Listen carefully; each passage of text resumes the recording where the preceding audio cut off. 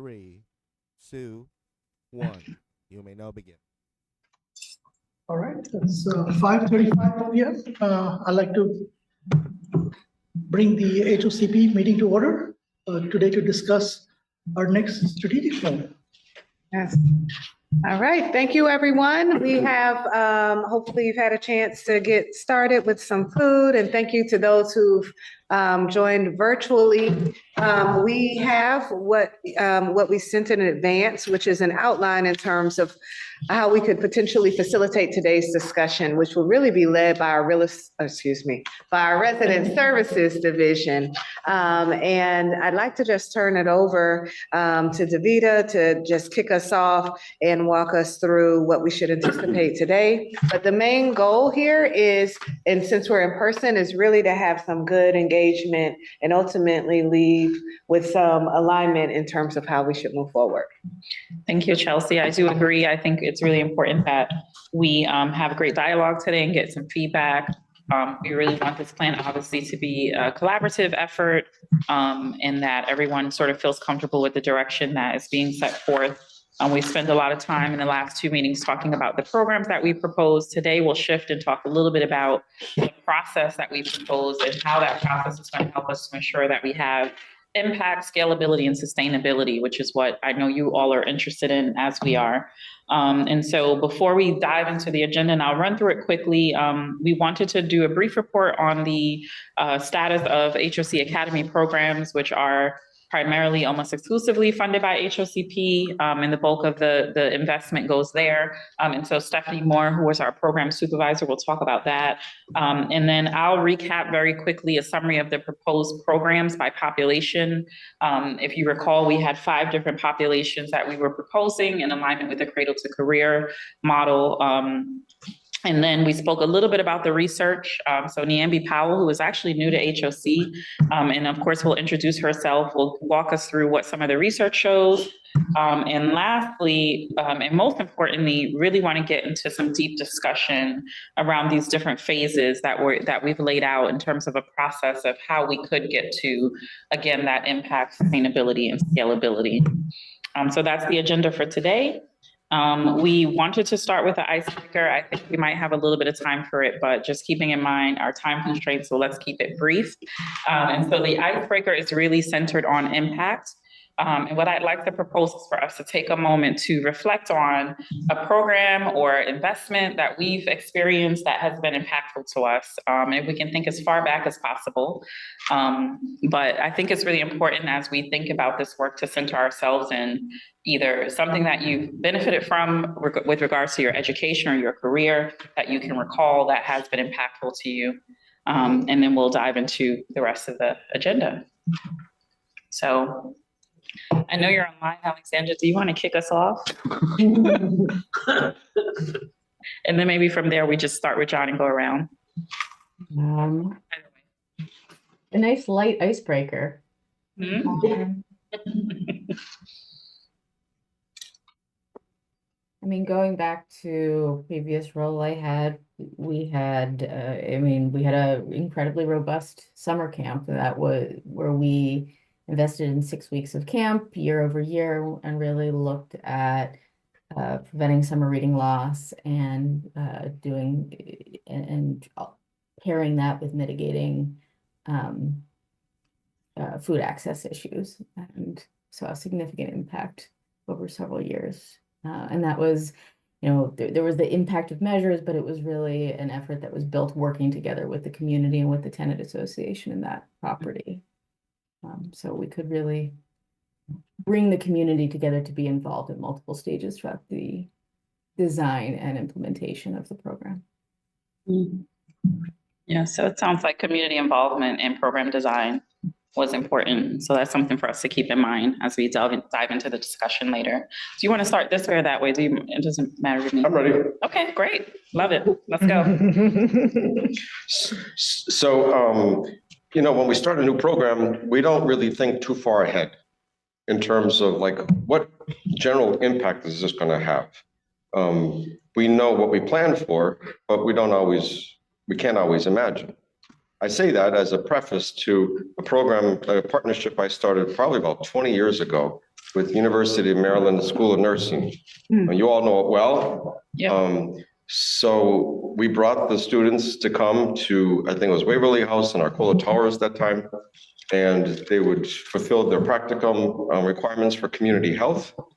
And with that first year, I think it was a resident, a customer at Arcola Towers, the students detected previously undetected high blood pressure. He was on the cusp of a stroke. Wow. And they rushed him to the hospital.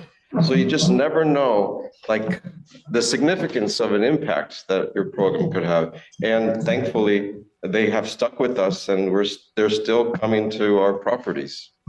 I never knew you started that program. I didn't. That's why this is so important. Great. Thank you. My brain's a little freezing at the moment, but anyhow, so when I was at NeighborWorks, we had a program called Success Measures, which is a really kind of was founded on the idea of participatory evaluation. So residents, community members, et cetera, literally participating as opposed to somebody coming in and examining them, kind of choosing what they wanted to evaluate success on, et cetera. But this program provided a lot of parameters of how you might pick for that. So this is a good thing to measure, and this is how you would do that. So, so for a long time, the NeighborWorks organizations would say, you know, we're really connected to the community and we should be funded, you know, because NeighborWorks got a significant appropriation because, you know, we make a difference in this community development, but community development is very hard to measure, right? We didn't really have a way of, other than the anecdotal story of doing that. So we said, okay, we're going to use this success measures thing we're telling everyone else to use. So that wasn't the most popular thing, but anyhow, after about 5 years, including after I left, organizations started to use it like with their local governments, and it actually, like for many of them, turned the tide in helping get like housing permitted and other support, because they were able to have data that also was, you know, combined with actual kind of qualitative stories of how this organization was making this difference and what that participation in the community was doing. So I think for me, that was you really got to figure out, you know, where you're trying to go and then be willing to hang in there, you know, for many years to get there. And people, when it's a little hard, you often have resistance, right? Because it's so much easier to just do things the original way. But, you know, if folks are willing to stick with it, you can really transform something. Yeah. So for me, when I joined HOCP around 10 years ago, I used to work for an organization which was involved in international aid, working with USAID. So we used to address helping communities in 4 different areas separately and together: health, education, community building, impact investing. And we could understand that focusing on one area was never enough. So you had to hit the community or help the community in all different 4 ways to be able to make an impactful sort of, you know, long-term impact. And then we felt, and what I still am a very big proponent of, is you teach somebody how to fish, and that changes not just the current generation, but the generations to come.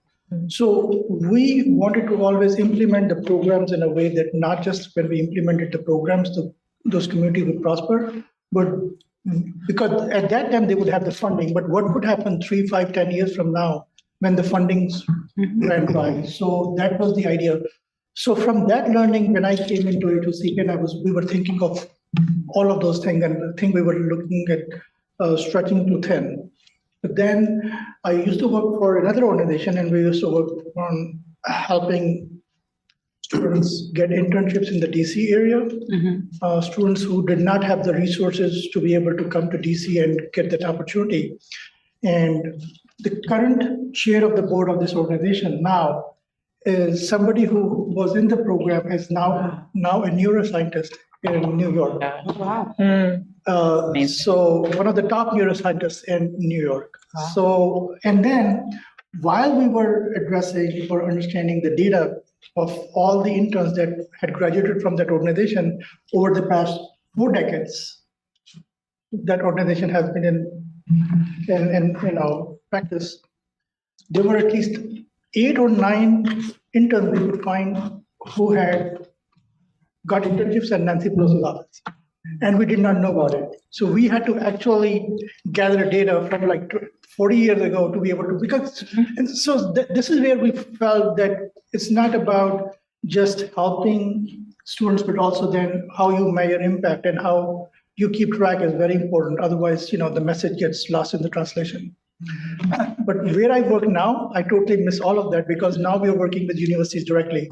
I work for an organization which does land grant, which works with land grant universities, but we work with the universities itself and we work with presidents and the provost, but I don't see the students directly. So I think now I can understand the difference between making an impact directly and seeing the results and then not working with the organizations. Absolutely.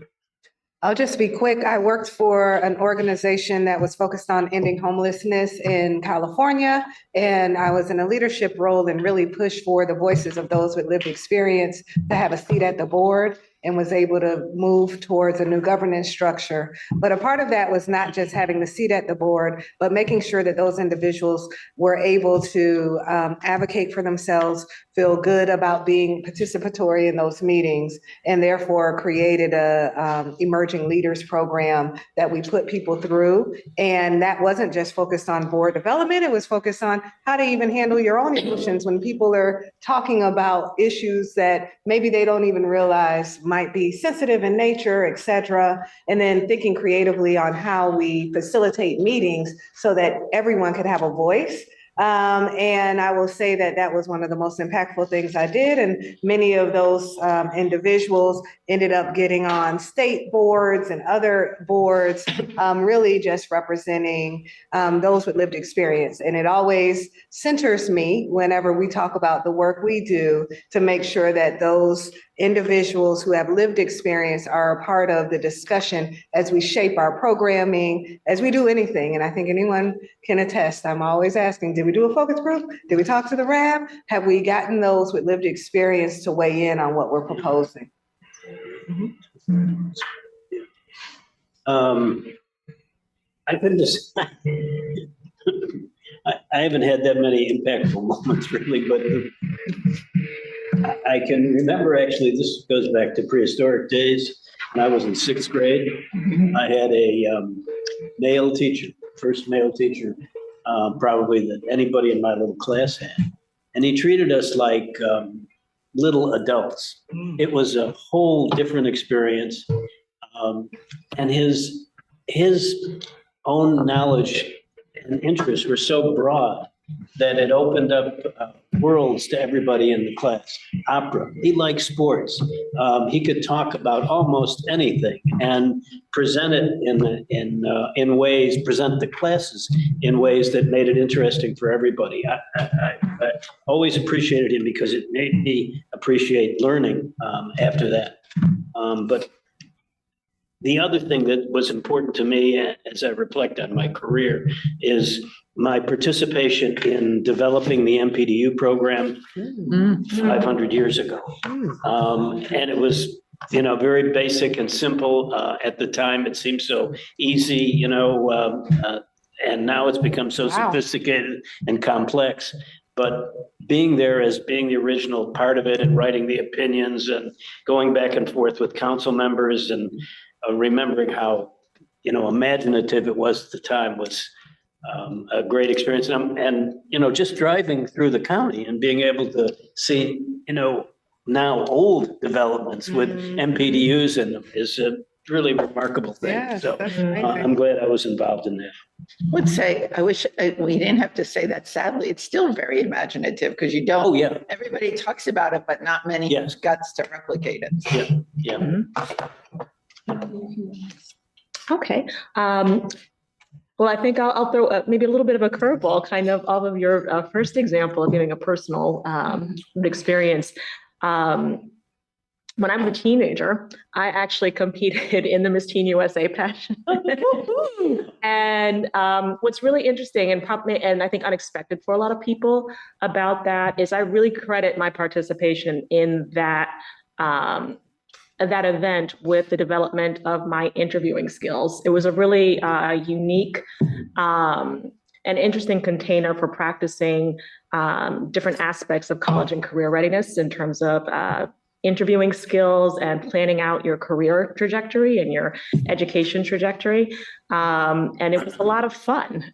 So I think it, for me, it kind of ties back into some of what we'll be looking at today when we look at some of our priorities for college and career readiness and developing programming around that, how there's room to be very creative in terms of thinking of different ways that we can engage residents to have positive outcomes.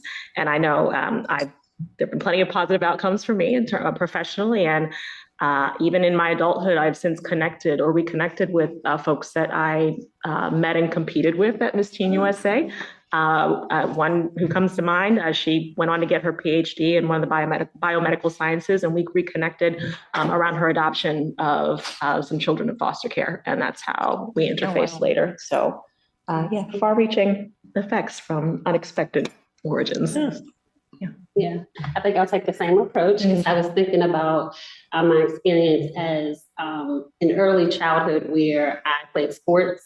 I was on a basketball team, and then in high school it was a dance team, and I was always really athletic. And I think being able to connect to programs and services, sports in the community helped me to understand how important it is to build, to have community, right? And to know that family, you can choose family, right? Like, because those folks became my family for a very long time. And I think when we're working with youth to understand that possibly what it is that we're providing, right? What it is that we're, the bright ideas and the innovation that we come up with is impacting them at a very sort of like core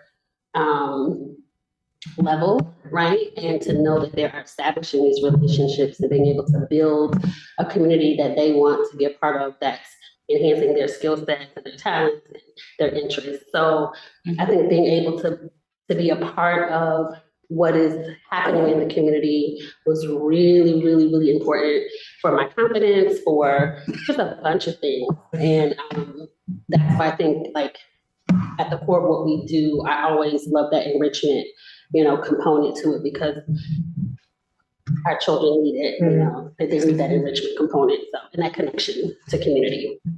Absolutely. Well, I won't share a specific example because we've had enough, but I will say that when we started to do this exercise, I thought about all the different programs and resources that I received as a young person and how they have no clue where I am now, right? And they can't get credited for that impact. And the same is kind of true for the work that we're trying to do. So as we think about impact and sustainability and scalability, we'll really, I think, have to think about what we can measure now.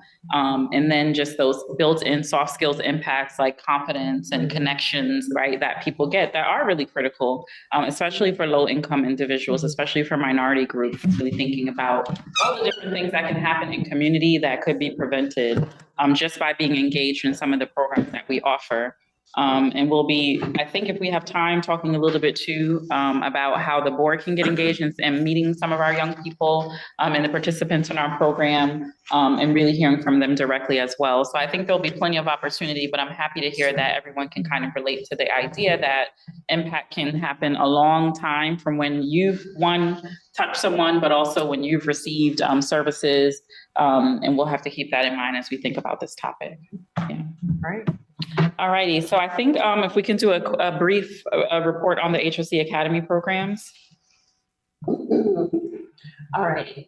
So I'm going to frame this from the COVID-19 state of emergency and kind of how the Academy has, and Resident Services Division as a whole has had to re-engage our customers. And then we'll kind of go from there. So in response to the state of emergency, coronavirus, COVID-19, the RSD division suspended in-person programs in March of 2020.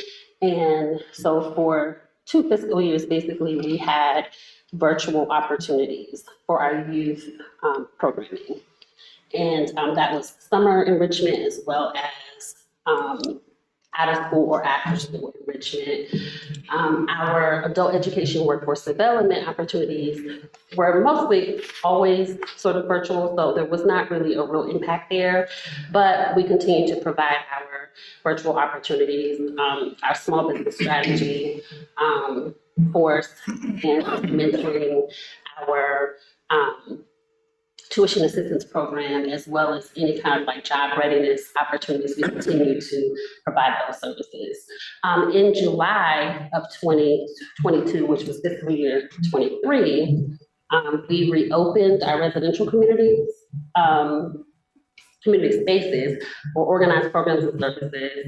And so, although we continued to have virtual opportunities, we were really looking forward to re-engaging our customers in person. And so we devised a plan that included community pop-up events. We also had a drive-through back to school event, just because we were still, cautious, and we wanted to still ensure that our families were able to have backpacks and supplies. And in that particular drive-through back to school event, we provided things like hand sanitizer, masks, and sort of like gift cards to purchase additional supplies. In terms of that transition, the HOC Academy in particular, what we decided to do was re-engage our existing partners, as well as seek out new partners to be able to provide programs and services. And that's what we did. So in fiscal year 23, we continued with our 10-week small business course and legalization. We worked with Montgomery College workforce development team to create new training opportunities like the Microsoft 365 training. We hosted workforce development and employment fairs at both Cider Mill and at Paddington Square. And so a lot of those providers, Austin Tech, Globane Inc., Career Catchers, Montgomery College, and a host of other services, workforce development. They launched their mobile services. And so we invited all of those vendors to participate, as well as the Section 3 vendors to participate for employment opportunities for our customers. And so we continued on with our adult education workforce development opportunities, our tuition assistance, paid tuition, for those who wanted to go back to school, as well as to get certifications or additional training. Our youth STEM enrichment programs included STEM pop-up events. We had one at Gaithersburg Middle School, which was really new for us. We developed a partnership with the Montgomery County Recreation Department to host a lot of these STEM events and opportunities, including our back to school events this past August, and then the summer of 2023. We partnered with East County Rec Department. So that's a fairly new partnership.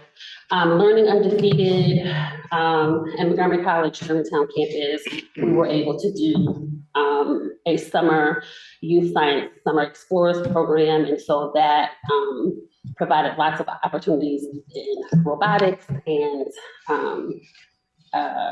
coding and all kinds of other, STEM enrichment opportunities. Field trips was fairly new for us post-COVID. Where we did some research, and we found out that places like Top and iFly, they have STEM curriculums. And so we got some kids together, and we planned field trips. A lot of those field trips, one of those field trips to I-5 was in partnership with our Fatherhood Initiative program. So we were able to develop these field trips. Urban Air as well has a STEM curriculum. Field trips to Minecraft space at Microsoft. So that was an opportunity for our kids to go there. And I want to just highlight that partnerships are crucial, because a lot of these opportunities we wouldn't have known about without Patriots Technology and Training Center and the Microsoft Visitor Center and NASA.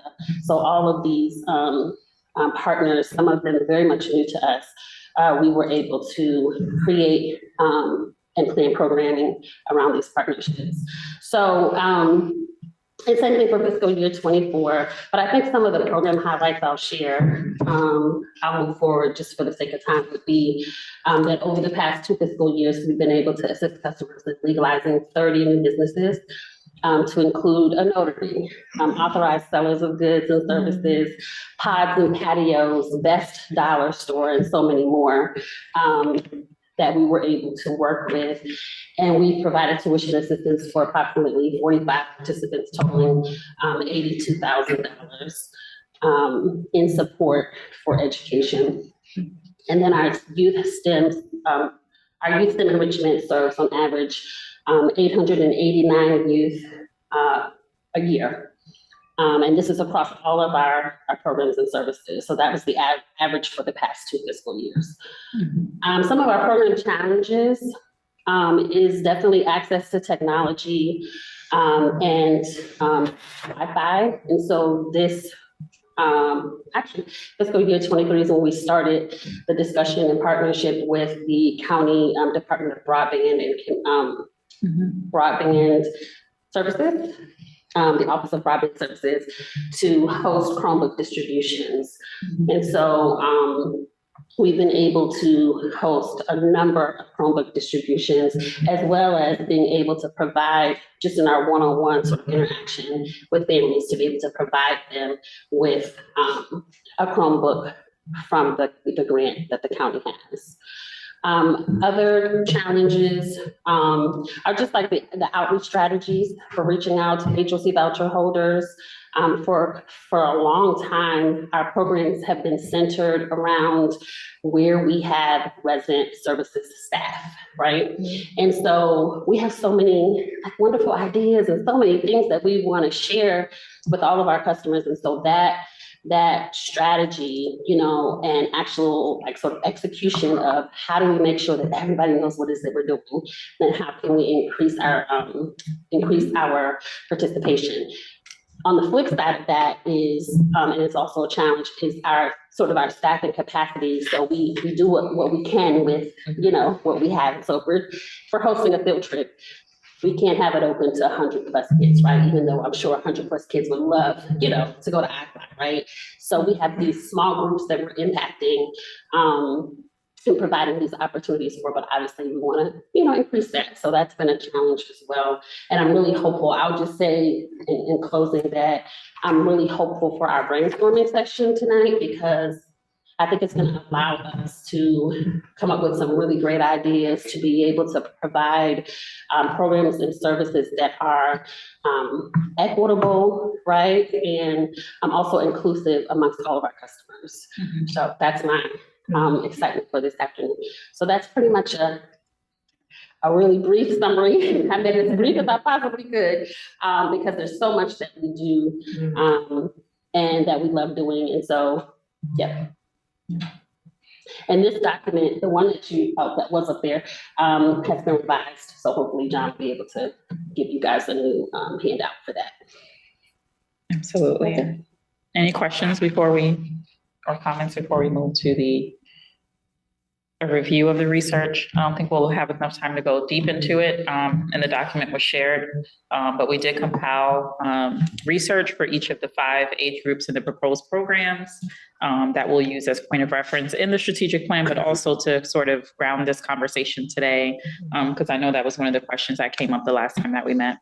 Just as far as Wi-Fi and access to the technology, do you guys have a sense of who doesn't have, like, as far as numbers, who doesn't have that, at least among your properties? And I know voucher holders is a more complicated analysis, but is it, are you at 75%, 90%, 25%? Hard data on that. Yeah, We actually do have we that. have some data, that I know that the county has provided us. Oh, the county has data, okay. Yeah. No, we also did our own analysis in regards to the digital divide, because remember, we're also trying to work with the state in regards to additional resources. And we've received some support recently in terms of adding FiOS and other additional access across our portfolio. That's something we can come back to you with. We have a consultant and our CIO who's been managing and collecting data in regards to the digital divide in our portfolio. That's wonderful. Yeah. I think there was also we started to work on with T-Mobile, right? About 8 years ago to. I know what you're talking, yeah. Yeah. We got the tablets from T-Mobile. Yeah. And the residents, I think, were paying like $10 a month. Yes, very, very, very reasonable. Yeah. I don't know what happened with that, to be honest. I know that the academy was the sort of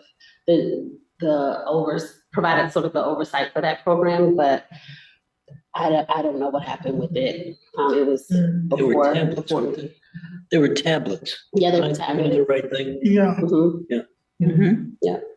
I will say though, that area, there's definitely a lot of support and resources already. Right. Through the state and the county. And we're just working in partnership with them as well. I think it's, if you're thinking about where you can have some wins and like understanding where again, is that penetration rate at 60% or 80, and how do you get it to close to 100? Because then there's a lot of, as we talk about brainstorming and partnerships, and, there's a lot of resources for people who choose to use something virtually if they have the reliable source to do that. And kind of knowing that, and, feels like you guys have the connections and the, relationship with residents to try to take that. It just is such a fundamental that, thinking about how do you get that as close to 100% as possible would be great. And I think we can ask it as a basic question, especially as we are having folks RSVP. Adding the question about their access to technology might be a simple thing to do. Yeah. The other thing is, I'll just say that there's data on this. The property management teams for all of our properties had to give data to us in terms of who has access, who needs access. We've done subsidies to help people. I mean, there's a lot that has been done in this space, especially when we were dealing with come back to school. How does this work for our kids? Do we have any blackout areas? So there's been a lot of work on this. It's just that we don't have it. I don't currently have it at my fingertips to share. All righty, so we can circle back to that. Yes. All right, why don't we talk a little bit about the research before we Okay. jump into the discussion? Yes, so fortunately, everybody received a copy of the HOCP Strategic Planning Matrix Data Points document. And so you'll have the opportunity to go over it at your leisure at a later point. But just to kind of give an overview and highlight what's exciting about this strategic planning matrix is that with it, HOCP really has its finger on the pulse of resident needs that lie at the intersection of affordable housing and other social determinants of well-being and health. And each of these recommendations and their subsequent components are aligned with leading government agencies and nonprofit partners that provide expertise, critical insights, and financial support to further affordable housing opportunities. This includes Governor Moore's 2024 Enough initiative, which is designed to address concentrated child poverty throughout the state of Maryland. There's also the Fannie Mae Healthy Housing Rewards Enhanced Resident Services Framework, and along with the Stewards of Affordable Housing for the Future Outcomes Initiative. And those are some great documents if you ever have a chance to go deep dive into some of the data that they provide. And this also represents a continuation of the Promised Neighborhoods Cradle to Career system that was introduced during the Obama administration. and it also reflects some of the broad strokes of our county executive's vision statement for a more equitable and inclusive Montgomery County. So in addition to that alignment, we're also very fortunate that there is a plethora of data to support each of our priority areas. And in the interest of time, obviously, I'm not going to go through all of them, but some of them that really stood out for me and that I'll just share with you all when we're looking at our first recommendation for services to young children ages 5 and under. Some interesting stats that stood out, noting that less than half of Montgomery County kindergartners demonstrate readiness when entering kindergarten classrooms. And they're not prepared to engage, or less than half are prepared to engage with the curriculum. And the greatest lags are in language and literacy and mathematics. And that proportion drops to only 26% demonstrating readiness when we're talking about low-income kindergartners through that process of the categorization of direct certified, which is related to those who can be tracked because of their connection to different benefits that they receive. So that's a really alarming statistic. And on the flip side, we know that, high quality early childhood education, when we're, again, thinking about this cradle to career model, high quality early childhood education translates up to a 13% return of investment and a contribution of up to $163 billion to the US GDP.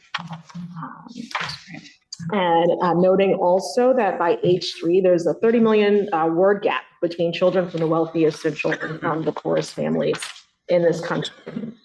So it's very clear that young children in Montgomery County, can really use those additional supports to achieve readiness in language and literacy domains, along with mathematics. And some additional interesting highlights that child savings accounts program, those are gaining traction and popularity throughout all over the country. And they are demonstrated to increase savings in low-income families. And the data shows that providing seed funds or matching contributions has been shown to result in 6 times more total savings than children who don't have child savings accounts after 7 years of participation. And the data shows that even modest numbers can have a huge impact. Children or youth who only have $500 saved for college are 3 times more likely to attend college and 4 times more likely to graduate than those who don't have even $500 in savings, which is pretty remarkable. When we're looking at our second recommendation for elementary and middle school youth, some stats that really stand out. So we know broad level nationally, only 41% of our US high school graduates are ready for college level math, and only 36% are ready for college level science. And when we zoom into MCPS students for the 2022-2023 academic year, only 10 and these were interim measures, I'll note, but only 10.2% of 10th grade students met the college and career readiness benchmark for mathematics. Also a very alarming statistics, and probably I wouldn't be surprised if that has connection and is reflective of a lot of the learning losses that occurred through the pandemic.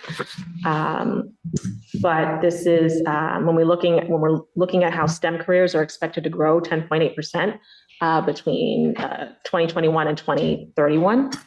This is particularly we're noting the salience here where we have to get our kids caught up. And it's interesting that interest in STEM subjects tends to wane during the middle school years, but when we can introduce those students to innovations like technology, they're more likely to remain interested and engaged in STEM as they move forward throughout their academic career. And then looking at some additional data points for looking at high school youth, noting that youth-serving organizations that actively involve young people in their work are often more relevant and they're more sustainable than programs that are designed, implemented, and evaluated only by adults. So when we're looking at opportunities to engage our high school youth, I'm thinking about our potential community coaches program that engages our youth as ambassadors for being able to promote services and actually not just promote, but help design and help lead those services. We can really see that really can translate into some gains for them and the broader youth community. And we're also looking at some college and career and financial literacy data. Again, it's very interesting that the state of Maryland received a grade of B with some of the strongest financial literacy education in the country compared with the other 48 states and the District of Columbia. And yet financial education in public schools in the state of Maryland is highly variable. And in Montgomery County, content standards for financial literacy are embedded into very minimal coursework for other subjects, or they're presented as standalone content only via elective courses. So there is room for being able to provide robust financial literacy education that can support and really build on and help solidify the learning that our young people are being exposed to when they are in high school. And it's interesting too that several companies say that high school students who complete their programs in terms of participating in different internships while they're in high school are either very likely or completely likely to eventually land a college internship with their company. And then about 45% said that those with those high school internships are very likely or completely likely to turn into full-time job positions with their companies by the time they are graduated and ready to pursue a career. So that provides the basis for some interesting opportunities that we can explore in terms of connecting our young people to different companies and organizations in Montgomery County that might be able to either provide internship opportunities or even just expose them to potential career pathways that get them thinking and planning at a younger age for their future and for their educational pathways.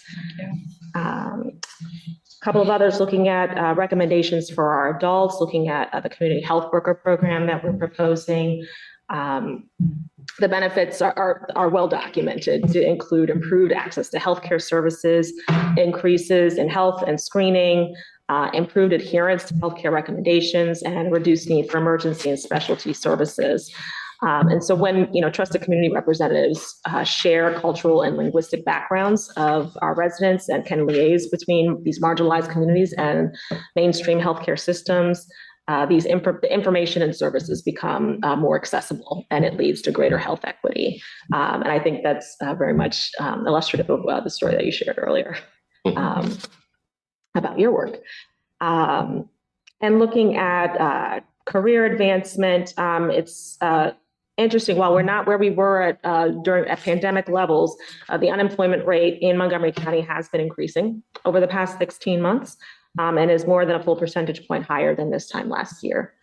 And we know, everybody knows just anecdotally that Montgomery County is a high cost of living area overall. And the self-sufficiency standard demonstrates or provides the information that the cost of living in Montgomery County, looking at a self-sufficiency standard, is $22.39 an hour, or $294 a year for a bare bones basic needs budget without any benefits or subsidies.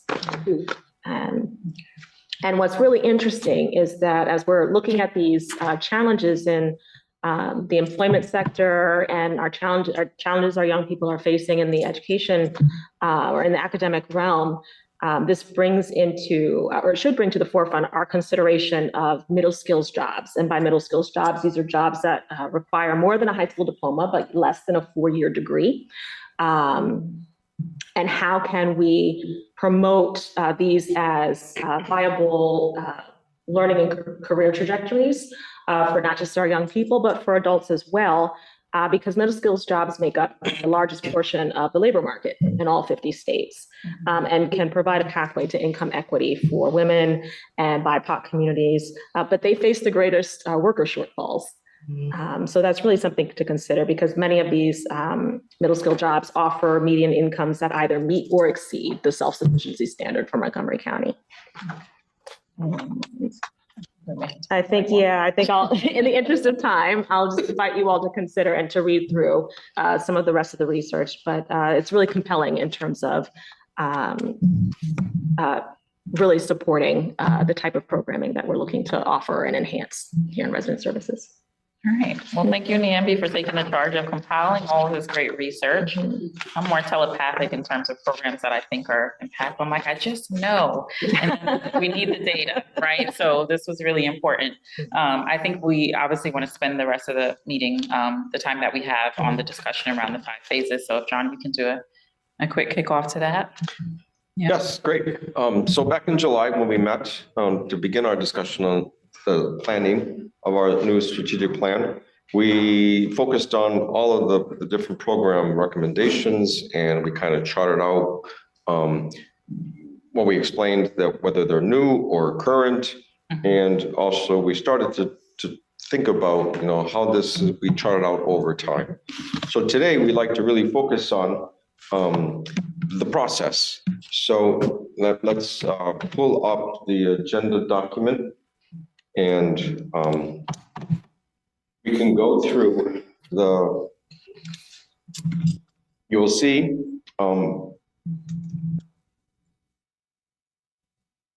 not that one. Yeah. The agenda. AJ. There you are. There you go. Thank you. Yeah. So under that heading of today's discussion, so today we're focusing on the process, how we're going to address all of the program needs, but in the paradigm of looking at this through phases. Because each program, especially new program, has to go through a phase, and it requires a lot of background preparation, research, and basic budget development, program design, and then we have to find the funds to pay for all of this. Because once we start doing this, I'm sure we would understand that the funding needs will continue to grow as the program needs grow.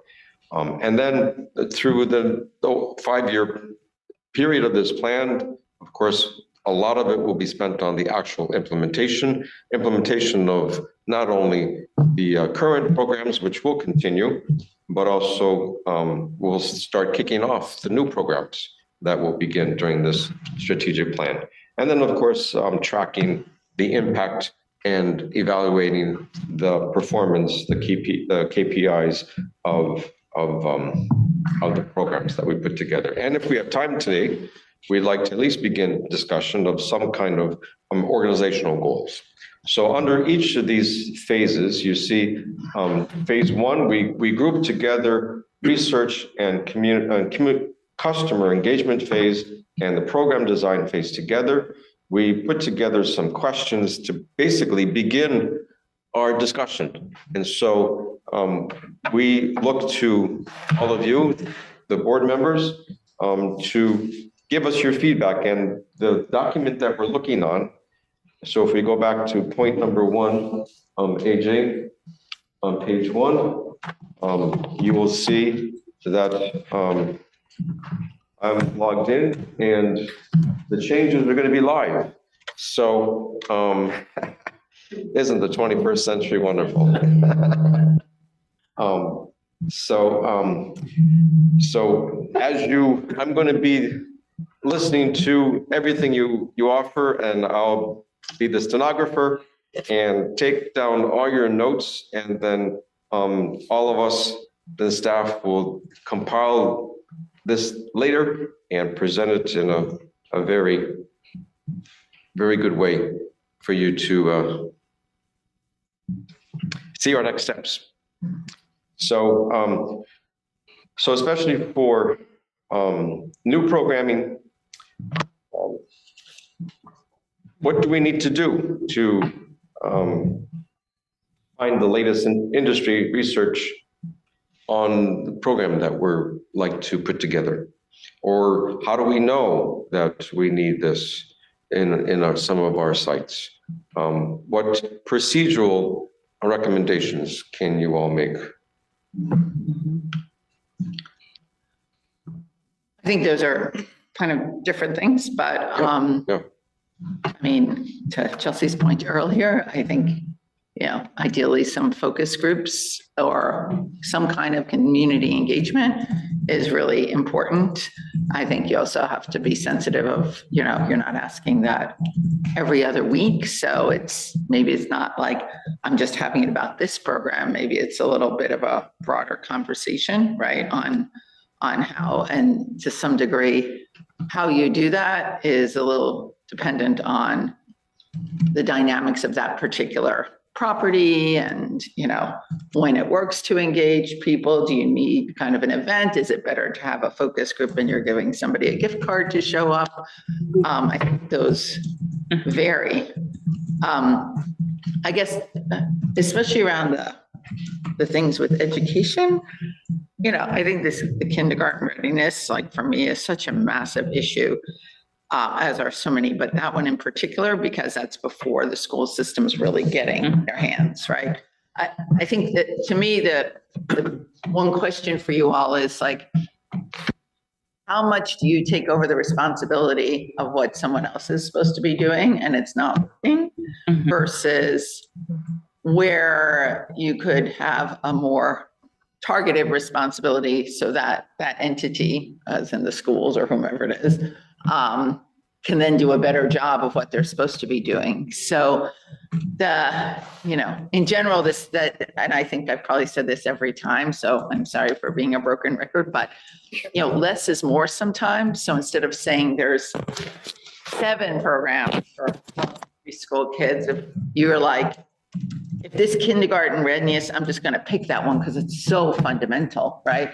If that is actually true of only 26% of kids, low-income kids, and I know it's very hard. I mean, I worked on trying to work with housers to actually evaluate kindergarten readiness. And I mean, there are tools you can use, but it's very invasive and people don't necessarily appreciate that who are living in your properties. So let's assume the 26% is accurate and it's not lower or significantly higher.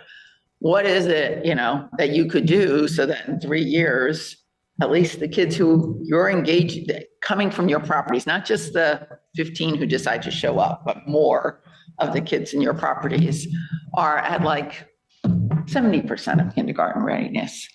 And for so many of these things with the STEM and schools, to me, it's like, how do you get a functioning relationship with the school system?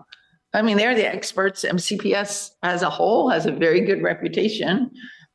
So where is it that, like, spending some of your personnel resources, your efforts to say, okay, what would they see is most helpful, or how can they leverage what you're doing? Similarly, on the math percentage which was horrific,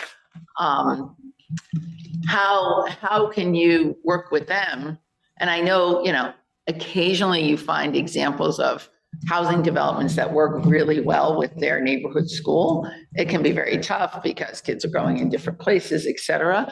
But I guess to me, it's a long way of saying 2 things. 1, just focus, start with less is more. And 2, the entity that is responsible, that you're trying to like make the difference so these kids can then do access at that place at a different level, the school or whatever, bring them to the table like yesterday, and bring them as part of this feedback and design. And I know we're going to fundraising, but being able to say you're doing it at a program at scale is actually a much better way of fundraising than pilots, because everybody gets tired of like, okay, yes, so I just, as a strategy, I think it makes a difference. So that's my overall thing about program design. Ask the people, pick less rather than more, and engage the Montgomery County or state experts that should care and should have something,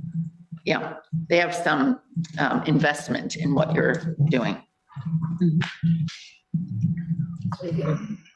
Thank you. Now, this is something that we have always discussed over the past decade about trying to focus on some winners and try to then get the sponsors being more engaged.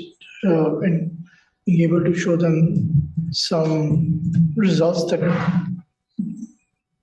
they can buy in, and then be, more.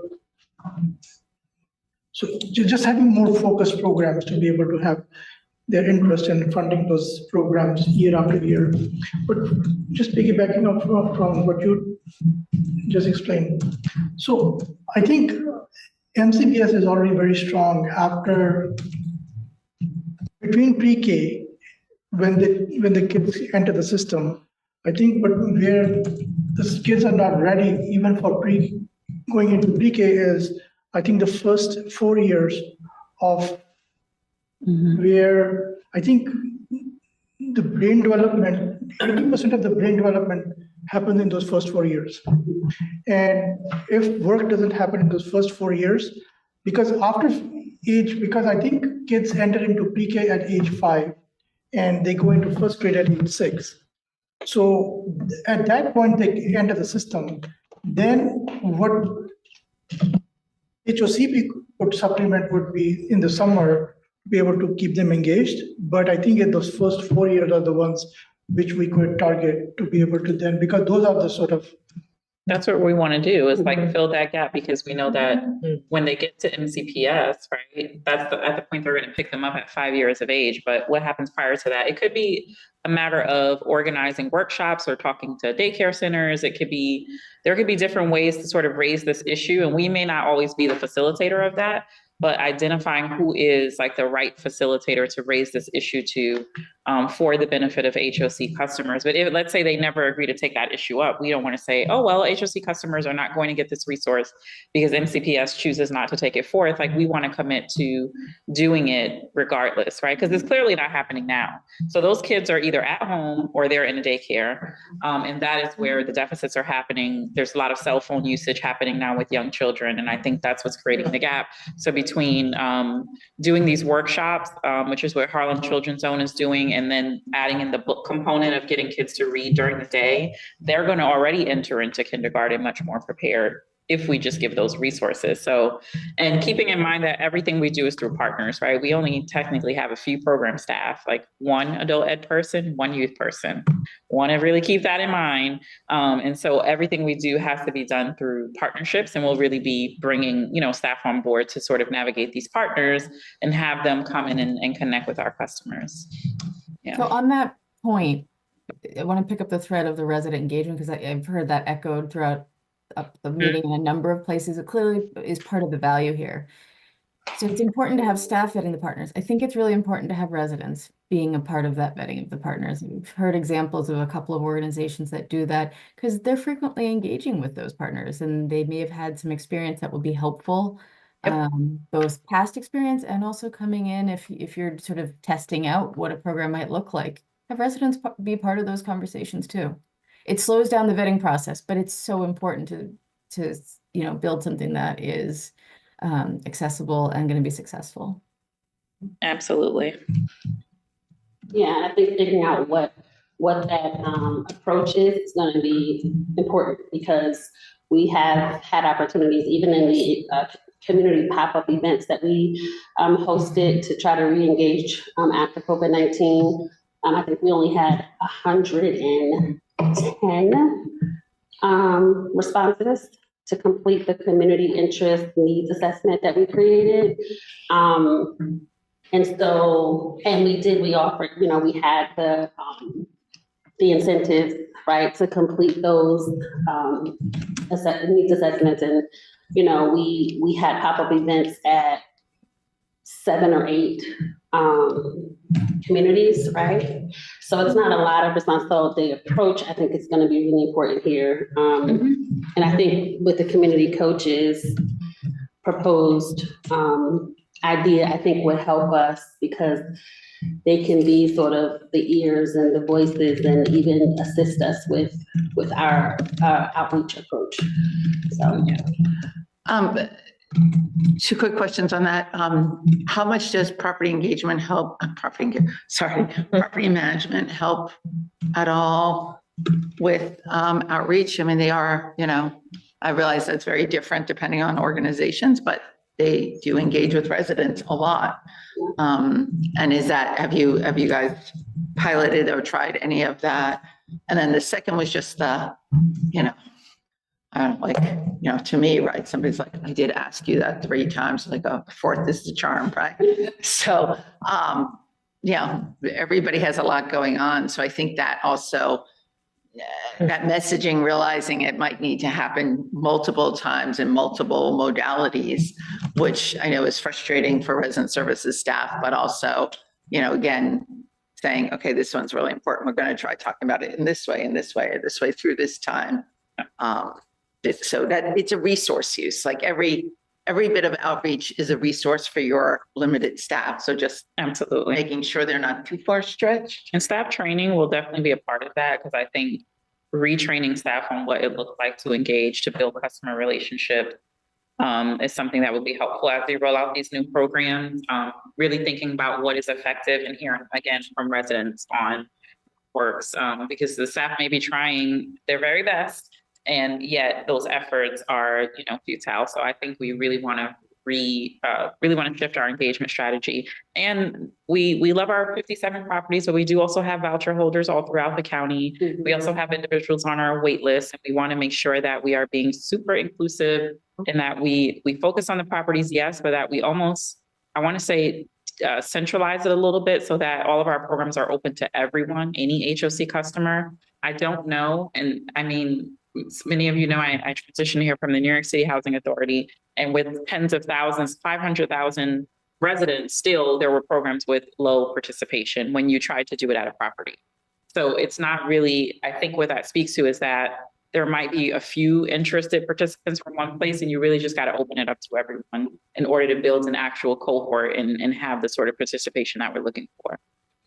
I do want to just acknowledge a couple of things. One, just last year, we had our first year of a functioning RAB, Resident Advisory Board. Yep. We had gone many years of not having a functioning RAB. We did this huge election process and hundreds of applicants, for these positions, and even a larger number of turnout in terms of votes. And it was really remarkable, but what it spoke to was people really wanting to be engaged. And I think that they needed their first year of getting organized, get it situated, get it oriented, but they are going to be great ambassadors for us in our programs. And they represent people who are at our sites as well as voucher holders. So we have a good mix there. So that's going to be one space that will get some support and that we'll be able to leverage for focus groups, which we've already started to do.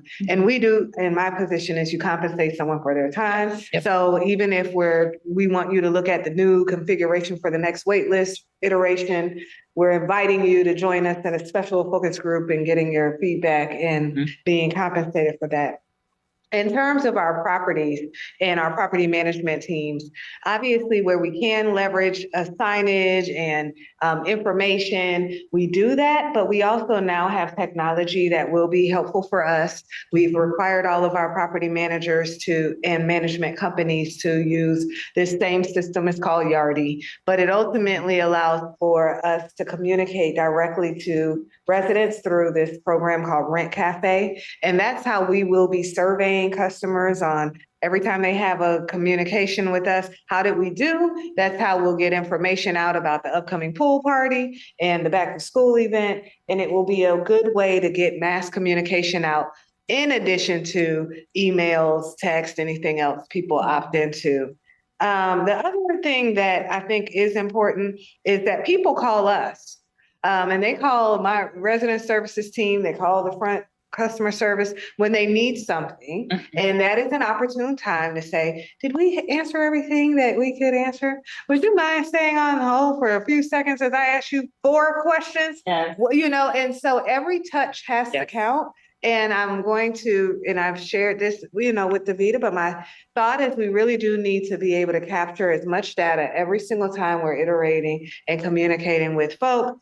And then the last thing I would just say is we have to think about the future, not just in the same way we're used to in terms of our properties. We definitely have properties that are 100% affordable. But that is not really our model and has not been for quite some time. Majority of our properties and the majority of the properties that we will develop moving forward are these mixed income models. So you are in a swanky building and you are in an affordable unit. And no, you're not going to go down to the resident counselor's office. And no, you don't want to go to the resume building workshop in the lobby when everybody else is sipping on wine. It is not, you don't want to be stigmatized, or you really just want to enjoy your amenity space. And so we're having to think, and I'm pushing the team to think about, okay, so then it's the virtual event, or maybe it's the happy hour in the resume building down the street around the corner. Maybe you're having to think of some other ways to engage with folks. In the same way, we'll also have to try to attract the voucher holder that's living different places. Yeah. But it's not your old stomping ground where you can just stand outside and say, Miss Amy, I know you got my note yesterday. Right. That's not where we are.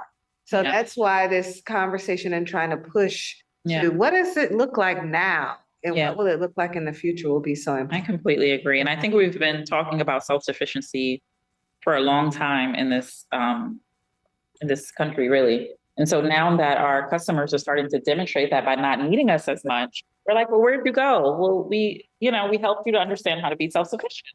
So we really don't see, I think there's lots of more information out there via social media that residents can have access to. So they don't necessarily rely on only the place that they live. So I think this effort to sort of centralize and take things out of the property, and we also, the enrichment center, Chelsea, is what came to mind. As we're talking about an enrichment center, which would be a centralized place to house all of these programs. And I think it would destigmatize things. And your neighbor doesn't have to see you go into the program. And you can come into a space where there's other businesses that are working on opening their businesses. And you can really get to meet people and network and really have an environment that is conducive. And also keeping in mind that not all of our properties are created equal with regards to their actual makeup. So they don't all have space where we can meet with residents. Some of them don't. And so that makes that strategy even harder to maintain. So we're definitely thinking of other ways to, engage residents across the entire portfolio. First point sort of this part, because I really feel sometimes you need to put people out of their comfort zones, Exactly. not bring comfort to the same building where there is, and they need to be able to access, they need to be able to sort of come to terms with the competition they will have as they grow in their careers. And I also feel that we should not discount that these kids are very smart. Yeah. And this technology has changed because some of the programs that we are offering them within the vicinity might be too boring for them. Because technology has exposed them to something which were not exposed like 5, 7, 8 years ago. They have been exposed to virtual classrooms in the past 4 years. So we are, I think, sometimes discounting their intelligence. Like we need to have what's Roblox classes and Minecraft and whatever else. So we need to bring them to terms with the competition they will have. So in some communities, like almost in every basement or every third basement, there is a robotics team. And so you don't want to bring robotics to the facility. You want to put them outside to be able to work with other kids, because that's how they will develop their ideas. I agree. And you cannot bring all those specialized, because again, and coming back, like when we are selling something to the sponsor, we want to sell a high quality program, not something like mediocre that, this is something we are offering. We want to have some very big wins too, right? So, and those will only come if you push kids out of it. I agree. I think that's really important. I also think that you have to, this gets back to asking residents, right? So there's a lot of people who live in affordable housing who don't trust. They've been screwed by the system for many, many times. So there is also reluctance to participate in a way that I, as obviously a privileged person, will not have experience. So I do think it's important to kind of have pathways for Yeah. there's obviously more than both, but in this situation, you know, or it's parents who are working shift work, right? And it's great, but actually having something either that's like, are you going to let your kid just, you know, it's almost like having the computer. Are you going to let your kid go to a computer room at 7 o'clock at night by themselves? No, right? I don't care what your property is like. So just being aware of like how does that impact? So somebody who doesn't necessarily fit kind of a standard thing, and how do we make sure that those kids or those adults or whatever have opportunities to engage? So, because I do think, I get that it's not all about the property, but it is a place where people can build some trust and build some sense of community. Right. Montgomery County has a lot of immigrant communities, right? So I don't think that you should, I'm not saying you would, but I think it's almost like, you know, both strategies. Yeah. Because for some people, you will actually have more success in engaging. I'm not saying that it always has to be there, but engagement through, okay, I've developed some trust with somebody. So. Yeah. And that's where the resident counselors, they're critical. Yeah. Right. And being that trusting person that after they've worked with them for a while, if they then recommend a program to them, and we see counselors that have those really deep relationships where residents will follow them anywhere. They could be like, we're going tomorrow, and they're like, we'll go, because of the relationship. So I think that's what it really speaks to. And are those funded through HOC regular dollars? The resident counselors, they're county funded. The most of the work that we do is funded through the county. Yeah. So we really have to be creative to reach out, especially we're looking at the entire portfolio of our customers. Our resident counselors usually have contact with those customers who have some kind of issue or difficulty in navigating whatever they need to navigate. Those who are independent, self-sufficient. Yeah, they'll find. They might come to an event, but they may not see them. So there's no relationship there for us to rely upon. So we have to figure out some way to begin a conversation with them. Yeah. And I think that's where the community coaches come in, and moving away from reactive, right? You're reacting to a need to you're being proactive. There could be a goal that they touch every single household, right? Within a certain period of time with the help of community coaches. They can't do that now because we're talking one person. And so the capacity just isn't there. But that's the whole concept, is that the community coaches who live, by the way, in those same properties and know those neighbors, they would recognize them. Oh, this is my neighbor from, down the street. And we would, of course, advertise that they are the assigned community coach. And they would be responsible for engaging and ensuring that each household is aware of what it is that we offer, and starting to build that relationship. So, yeah. And I think under program design phase is where Davida mentioned earlier, the training for our staff. Mm-hmm. I feel like that there needs to be some education around like housing trends and, what we're doing as an agency and what future, housing, well, now and future housing development will look like. And then like, just sort of like education and training to help us to be able to change our thinking or like think differently or more deeply. It's like, we just need to be stimulated in how we can, the reach, like how we can, provide programming and the opportunities that are out there to engage. Do we know the local churches that have space where we can provide opportunities? Do we have relationships with the Starbucks and the whatevers that are around the properties, right, to be able to host, meet and greets there, as opposed to down in the community center where nobody, no one's coming to these meet and greets or whatever. So like, just to kind of encourage and motivate us differently. So I think under program design should be where we're talking about training staff and like bringing in, someone from the real estate team, someone to just talk to us about the future of development and housing, and making sure that we have an understanding of not only our skill set as folks working in a helping, or our education background in the public profession, but also looking more deeply. So that we can get a little bit more creative. And do you do like target outreach, assume like through a research or something, somebody now has a child who didn't have a child or has 3 children who had 2 children, which is a great way to be like, oh, there's going to be a 0 to 4 person in that household for the next few years. Is that a piece of data that somebody in resident services gets in some way so that you can be That's a like, good idea. You mean in real time? well, or even if it's a 3-month lag, that's fine, Yeah, but we have that data. Yeah. But does it trigger an action? And so when Lynn gets a request to, let's say we find out someone's not employed anymore and they need to modify their, Does it automatically create a referral? does it trigger something to resident services to say, I see you just lost your employment. Let me make sure you know about this. That's a great idea.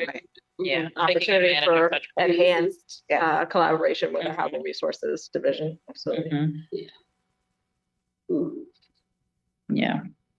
I mean, that's where like have a lot of data. How do you make it your friend to be, as focused as possible?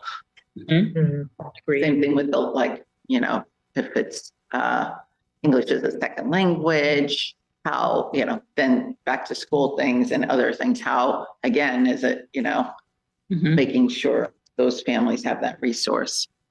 Yeah. And language access, we have a whole new language access plan that's being developed. And it's an implicit goal within HOC strategic plan. Yeah. And we also too, I just want to mention that we want to have some explicit focus on individuals with disabilities. We do have staff dedicated to serving individuals with disabilities, but as we think about programming too, just making sure, just as we think about individuals where English is not their first language, that we also remember those with disabilities. So I think the big thing is just guys, you can't do it all. Yeah. Right. So, pick. You can't do it all at one time. Right. So you have a 5-year thing. Map it out. Right. Right. But don't bite off so much that. Yeah. Great. Yeah. And really think about some of the infrastructure issues that are going to apply across multiple programs. That's a perfect segue to our next focus on fundraising, infrastructure. Yeah, maybe we should do Yeah, I think one more time before we go to fundraising organizational goals is in the last.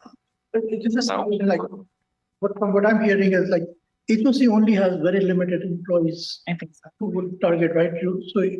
So you're saying that there's a huge subset of population of employees who are funded by the county directly? So no, actually, all of the employees work for HOC. It's just that we get funding from the county to support those staff members. And the department is actually at least over 50. In the next 2 to 5 years, we could be having a very different conversation with AI playing a huge role. Once you have the data set, then AI could easily trigger a lot of this communication. The moment they know somebody is unemployed because their voucher status changes, it's going to evaluate what were the reasons behind, like was it loss of job or what was the reason behind the change of income? Was it a disability? What happened? And then be able to craft sort of a plan, how to target that concept. That's a good point. And I will say that AI is something that we're slowly, introducing here. And I've been very conservative, but my CIO is definitely looking at how we could deploy AI. My current posture is only as it pertains to customer service related activities and not touching anything PII. But as we get even more acclimated, maybe there will be some way to extrapolate data in a way that's helpful, but not that the bot is calling the resident, but that there's some report that's produced that ultimately can support. And that's what I'm hearing from you. Yes. The bot will not be calling the resident. The bot will sort of create a plan. Give us a whole analysis and say, this is what just happened with so-and-so. Right. That's a good point. Create a full plan of how to sort of tackle this sort of. It's really how to leverage technology overall, I think is what you're speaking to, including AI. And it's a good point for us to take into consideration given the staffing capacity, right? how to take some of that weight off of staff, but nothing replaces human to human interaction. And I know there is so much limitation that is caused because of privacy, because Yeah, a lot of these ways for these kids could be already in that whole data pool and trying to create that, combination, but I know this is too far. But it could just make this whole 10-minute thing that is a whole. yeah, like a summary of, Okay. yeah. I know we have other topics, but obviously we're out of time. I want to propose, I know we were supposed to talk about organizational goals as well, so not the strategic plan, but just HOCP as an organization. I wonder if as like an exit activity, we could kind of go around and everyone share one thing they think that should be considered as a HOCP organizational goal. What do you think about that, Chelsea and John? I think that's fine, but I do think we can't leave this meeting without talking about the fact that we have a huge fundraising Oh, yeah. initiative underway, Yeah. and that I really need the nonprofit to step in and start making some phone calls. If you need a list of people to call and ways to help support that. And then the larger discussion after we get there is how do we support moving forward? How do we think about grants and other resources? But we really do need the support from the board members here in raising funds for our goal. That's a good point. I think we should and should make those calls, but from prior experience, we know this is too late in the game to make any substantial calls for the board members. I think 90%, 80% of the money is already logged in, right? No. In fact, no.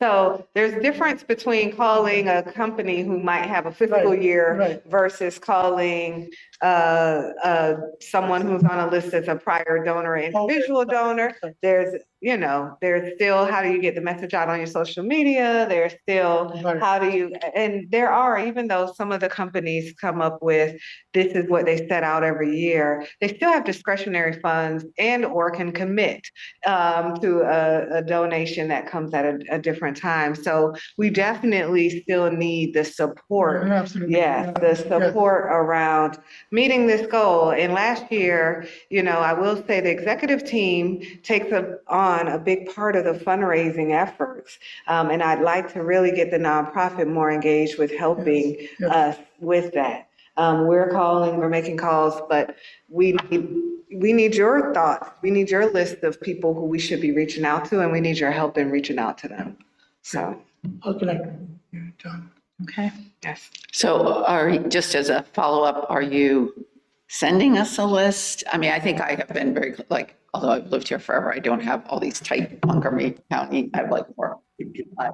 I mean, I'm happy if you have a list, I'm happy to call 20 people and say, hey, I know you've been a donor, this is great, can you, come to this? Yeah. Or share something on social media, but it's nice to have that authorized. I mean, I want to be very careful of how I do that, right? Indeed, we do have a list of over 400 emails that we've been sending out. So we send out, what we do every month, we send out an announcement about our monthly blog, which focuses on a particular program or initiative. But also we've sent out on a few occasions, individual emails. And this last round that we sent out, we copied individual executive staff members for them to follow up as well. Now, they follow up on those emails sent to contract vendors with whom they don't have a contractual relationship. So, but yet they make the introduction, and already we've had a few successes with our vendors coming back to us and say, sure, we're interested. So it's helping. But as we were discussing this just right now, a couple of minutes ago, I thought, the September 21st is coming up. That's two months right before the actual event. And it would be a perfect time for us to send out one general email blast from you, Chelsea, just a very specific ask. We would be, we'd still be compliant with all policies and regulations because it's a general email blast. But then I could send all of the board members individual contacts for you to just follow up. Hey, did you see this? Yeah. I'm the chair of this nonprofit, or I'm one of the newest board members of this new profit. we're really excited about this year because it's been an anniversary year. We have all these new programs starting. We're about to launch a brand new strategic plan. So it would be, I think it'd be the perfect timing to launch that. And do you want us to call people or just email them? Just to be very clear, I'm just trying to get the. Probably the fastest and most convenient would be email. I just don't know that if I get like, especially in this I season. think we need all hands. If you on. guys have a phone number, we'll make a. Oh, great. Yeah. If you have emails that you think, hey, even if you don't know the people, but you realize, in the other organization I worked with, one of their major donors was fill in the blank. You should look up a contact there and give us those suggestions so that we can add those names, those companies. John does a great job of trying to figure out who the point of contact is, even if you don't have the personal point of contact. But it's all, how do we build this list of people we need to reach out to? And I must say that it's not just Montgomery County people. Anyone in this region, or even other rich people who just care, might feel like they want to give back, and why not give back to an organization that's doing good work? And the community foundations that are in the county, have you guys talked to them at all? Right. The reason is they have their donor, they have donor advised funds there, right? So they have people who put money in their funds. They advise them on, here's an opportunity. It just seems like that's the key partner. That's the Greater Washington Foundation. Like Coma Park has a foundation. I'm sure there's other community foundations. I can. They usually have those various funds, but they distribute the money through a grant and not through a sponsorship with discretionary. But John, they also, most community foundations, certainly Greater Washington or whatever, Washington area, they are also have donor advised funds where individual donors have the fund. So they just help those people process grants. So if that person calls tomorrow and says, I want to give it to, breast cancer in Montgomery County, they might say, oh, I know an organization. So are you saying we should get on their list of? Yeah, and make sure, but also ask them if they're willing to come to the event or sponsor. But they, if you're trying to find people with money, they often go through that. So you're saying don't have like at Goldman Sachs or even. Right, but most community foundations actually have their own multiple donor advised funds. That's how it works. Yeah. So would Estrada be one of those? I don't know. Yeah.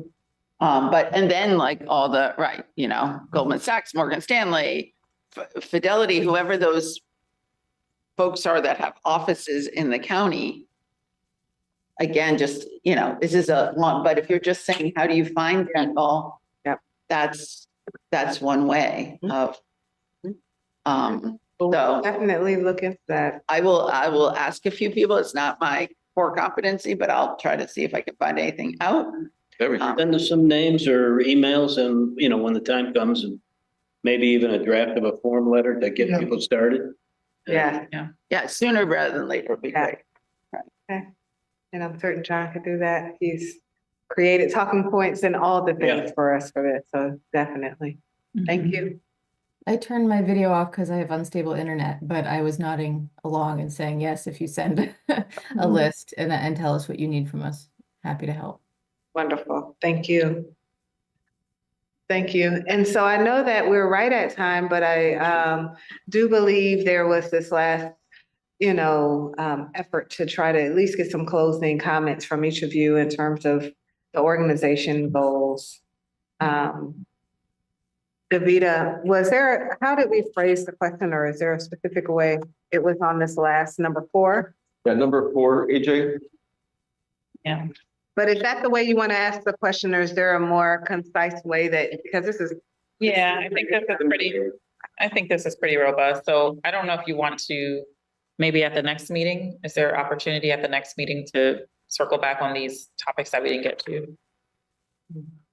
Yeah. That might be the best way to, make sure we capture everyone's ideas. But some of the things to think about are just in terms of the board itself, like maybe having a regular meeting schedule, Certainly, we would love for you all to come out and visit some of our programs. So these could be organizational goals of just what you all want to do as the current board, what you want to see yourself doing as it relates to resident services in the next 5 years. Of course, you know, that's iterative, so it can be built out, but those sorts of goals. So we're talking about programming and phases of programming, and we'll continue to do that. But then there's also this part of the board itself and you know, goals that you might want to set for yourself.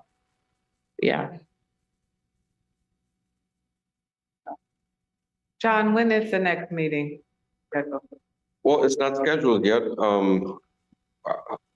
I was hoping that we'd finish this and we wouldn't need another meeting so that David and I can start drafting the plan and have it ready for adoption and presentation at the Inspire Gala. So when I'm going to quiz everyone. When is the Inspire celebration? What day? End of November. Enough. The 21st. Yes, that's exactly. You just kept the hint. I know. Exactly right. Oh yeah, there you go. Yeah, exactly 1 week before Thanksgiving. The easy remember. The day before a lot of people leave town. So. A good time. Yeah. I think maybe in the next meeting poll, availability is thinking about what a regularly scheduled time could be. So not just polling for that meeting, but polling for what would work for like a monthly cadence so that we can schedule accordingly, given the different board meetings that we have for the commission and the RAB and Right. other. Whether you want it monthly or bi-monthly, but getting it on. Oh, yeah, even would be bi-monthly. super helpful. Yeah, but we may need another one in the next month just as we wrap up the plan. Yeah, right. And we gear up towards the November 21st deadline. Yeah. That sound good? All right, sounds good. Sounds good, Bruce. So, okay, so I guess to ensure 100% participation, is it safe to say the next meeting should be virtual? Sure. Or would you like to have another in person? Virtual. Yeah. I think we're fine. I would try to make it personal. In person? Personally. All right. I think we don't accomplish as much. Hybrid? Really, but that's just me. All right, let's do one more in person. So, Okay. Yeah. No, I know it's a big, task for staff to also stay here till late and after work, but We're here. well, it's late for the staff, Yeah. so I know, if it was maybe earlier, but I don't want to volunteer the time, but it's 7 now, but I hate to have the staff coming after hours. Yeah. So. Okay. But that's the way that we have to do it in order to get everybody to a meeting. We're all committed here, Ken. Right, and No, I no, was here, and we can Yeah. definitely do hybrid Yeah. too, right? Oh, yeah, it can be high. So, but. Yeah, we- but I mean, I we're want to going be here, emphasize. And I do feel as though the more we can get people back in, the more we Yeah. can engage in that next Yeah. conversation about really what the board sees in terms of your role and engagement moving forward is going to be critical. Yeah. So having that Yeah. discussion. Can I ask one last thing? If we can encourage to the other board members, like, I don't know how to do that, but to try to get more participation, reaching out to them and seeing, and reminding them. And I know John sends all the emails too, but I mean, yeah. many boards, other boards I'm on have some participation things. So if you miss, You're right. you're only supposed to miss so many meetings within a year or Yeah. 2-year cycle or something. We do have that, Oh, but we. I was gonna say, maybe that's one of the organizational goals, is setting a standard, but and make it a- Maybe it's starting it next year when we have a year's worth of meetings scheduled. Yeah, Because it's kind of hard to say to somebody, right. like, when Right. the meeting wasn't scheduled Yep, until like 2 weeks Yeah. before that, True. you're missing it, right? very true, Um, very true. So I think it's good to say we start that in January and, Mhm. if there's 6 meetings, you can miss 2. Whatever. That sounds wonderful. Okay. Right. I think when we had changeover in the board, like we saw sort of a trend. Mhm. But I think during the pandemic, although it was hard, but still we could see attendance sort of go up because it was convenient. Here we are and attend. But I think now, at this point, I don't see a reason when we had a hybrid agenda to be able to miss out. And I think this was scheduled a month or so. Yeah. before, so. How many people are on the board? Sorry, I should know, but. 7 altogether. So. So one practical question before we leave. If we're going to have a hybrid meeting next time, the type of menu and the quantity of food that was offered today meet your expectations? You want something different? You don't have to tell me now. Send me an email, say, John, I really love that, or please don't get that again, whatever. Answer, it's are empty. And I'm wondering if there are leftovers, right?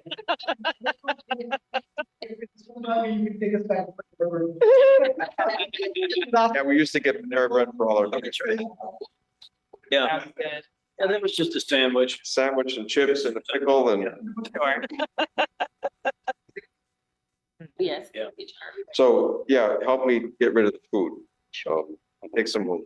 Thank you so much. Yeah, can you officially adjourn us? So do we have a motion to adjourn the meeting? Everybody in favor, say aye. Aye. Oh, Hi, I'll second it, yeah. Thank you, Alexander. Thank you. Thank you. Okay, thank you, everyone. good night.